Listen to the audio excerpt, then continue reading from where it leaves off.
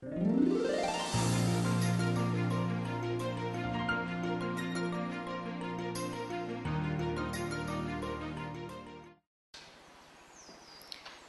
respeito da minha atividade profissional, conforme eu disse, o sonho da minha mãe era que todas fôssemos professoras.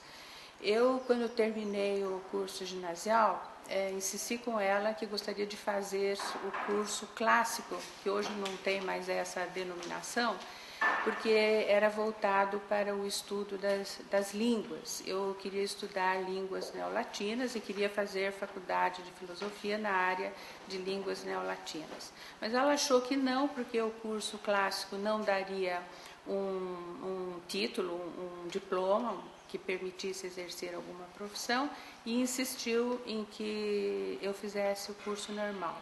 Eu acabei fazendo, me formei professora e cheguei a começar a dar aula numa escola particular. Eu aguentei durante um mês e cheguei para minha mãe e disse que queria fazer faculdade. E ela ainda insistiu que eu continuasse dando aula, e eu insisti que queria fazer faculdade, e ela acabou me pondo num cursinho, que naquela época era muito conhecido, o cursinho do Castelões, que era chamado, porque como eu tinha feito curso normal, eu não tive estudo de línguas, que era obrigatório para o vestibular, que eu queria fazer faculdade de línguas neolatinas. E fui fazer o Castelões, me preparei para a faculdade de filosofia, me inscrevi no vestibular. Naquela época não havia um vestibular unificado na USP, e eu então fui me inscrever na faculdade de filosofia, que naquela época era na Rua Maria Antônia, em São Paulo. E nem me inscrevi em outra faculdade particular, porque meus pais não teriam condições de pagar. Quando chegou na época da inscrição, eu descobri que na faculdade de Direito, as matérias do vestibular eram praticamente as mesmas, e fiz a inscrição também na faculdade de Direito. Quer dizer, eu fiz vestibular em duas faculdades da USP. E passei nos dois vestibulares. E me inscrevi na faculdade de filosofia. Eu fui fazer línguas neolatinas, fiz durante um ano e não frequentei a faculdade de Direito. Eu sempre digo que eu fui ser advogada por acaso. Não era essa a minha intenção original. Depois, quando chegou no fim do primeiro ano, que eu terminei a filosofia, eu fui à faculdade de Direito indagar se eu podia fazer as provas, que eram em fevereiro, naquela época chamava segunda época, para quem tivesse ficado reprovada, e eles disseram que eu podia, apesar de não ter frequentado, eu podia fazer a segunda época. Eu então consegui os livros emprestados de um colega de curso e passei as férias inteirinhas estudando para fazer a segunda época, de matérias que eu não tinha assistido aula, eu não conhecia nem os professores. Quando chegou o dia da prova, eu não sabia quem eram os professores.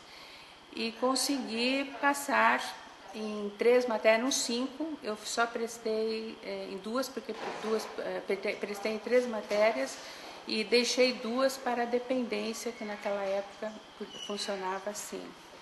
E daí passei a frequentar a faculdade de Direito e não voltei mais para a faculdade de línguas neolatinas. E durante o curso de Direito eu tive que me esforçar bastante para acompanhar, pelo fato de que eu já comecei no segundo ano e já com 2 matérias em dependência, que eram Direito Civil e Direito Romano, mas depois, quando chegou no terceiro ano, eu já estava em dia e daí consegui terminar o curso nos 5 anos. Eu acredito que eu não tinha preferência naquela ocasião por direito administrativo. Aliás, se alguém me dissesse naquela ocasião que eu ia ser professora de direito administrativo, eu ia achar até estranho. Eu gostava de processo civil, que tive 2 grandes professores em processo civil. Um foi o Tomás Pará Filho e o outro foi o professor José Inácio Botelho de Mesquita.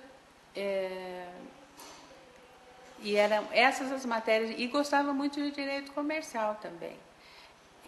Mas depois de formada, talvez até por influência do professor Tomás Pará Filho, que era procurador do Estado, eu resolvi prestar o concurso para procurador do Estado. Fiquei estudando, demorou para abrir o concurso, eu me formei em 66, só em 69 eu prestei o concurso, mas fiquei estudando.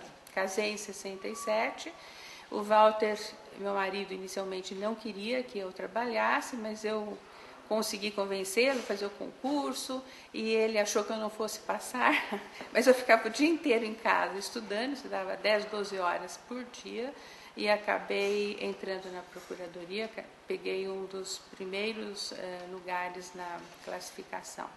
E isso foi uma das coisas muito boas da minha vida, porque eu me dei otimamente, desde o começo que fui trabalhar em função consultiva, eu nunca fiz contencioso dentro da Procuradoria, e nessa função consultiva eu comecei a trabalhar na Secretaria da Fazenda, fui para a Procuradoria Administrativa, passei na assessoria técnico-legislativa, na assessoria jurídica do governo, sempre nessa função de consultoria ou de assessoramento, que exigem muita pesquisa principalmente na área de direito administrativo e constitucional.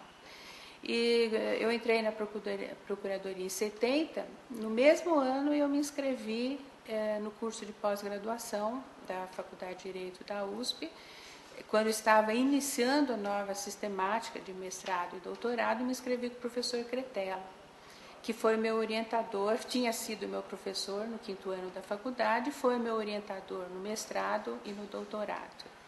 E eu diria que a escolha do direito administrativo foi em função da minha atividade na Procuradoria. Eu diria que eu fui primeiro procuradora do Estado e depois fui professora de direito administrativo por influência da minha atividade profissional, que eu tive uma sorte muito grande de escolher certo, embora tivesse uma escolha assim, meio no escuro. Porque naquela ocasião eu não cogitava de prestar concurso para a magistratura, para o Ministério Público, porque não aceitavam mulheres lá em São Paulo. Não é que eles não aceitassem a inscrição, podia fazer a inscrição, mas nenhuma passava. Eles diziam que as mulheres não iam bem, não era que eles não quisessem mulheres, elas não iam bem nos concursos. E daí eu fiz mestrado, eu fiz doutorado, sob orientação do professor Cretella, ele foi um excelente orientador. E não comecei a dar aula imediatamente. Quando eu comecei a dar aula, aliás, foi a convite do professor Dalmo Dallari, que queria que eu passasse para a área dele. Mas daí o professor Cretella acabou me contratando para dar aula de Direito Administrativo. Logo em seguida eu prestei concurso de ingresso e me efetivei. Quer dizer, quando eu comecei a dar aula na Faculdade de Direito, eu já tinha o título de mestre e de doutor.